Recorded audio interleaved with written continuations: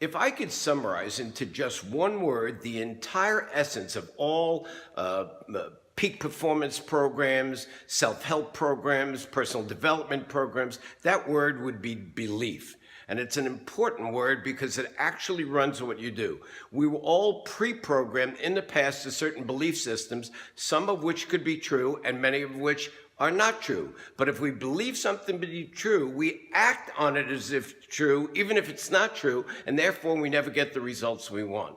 So the object really of programming yourself to, let's put it this way, can you just imagine what would happen if your mind was programmed to success, health, happiness, prosperity, kindness, no anger, no fear, no jealousy, no insecurity?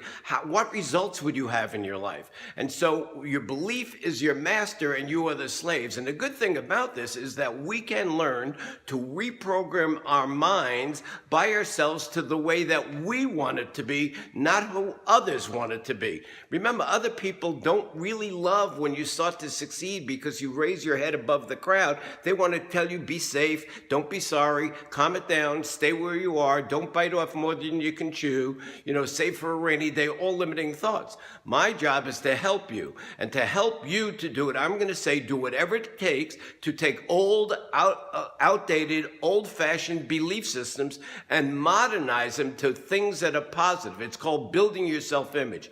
People with good self-images just do better in life. Is that true? It's definitely true. Is it easy? I didn't say that. I'm saying it can happen to you because I've watched it happen to hundreds and hundreds and hundreds, thousands of other people. They do affirmations, they set goals, they talk in positive terms, they don't whine, they don't complain, they don't talk about used to, and they don't live in their stories in the past. They just set goals, they have hope and expectation and great belief systems. See you next time.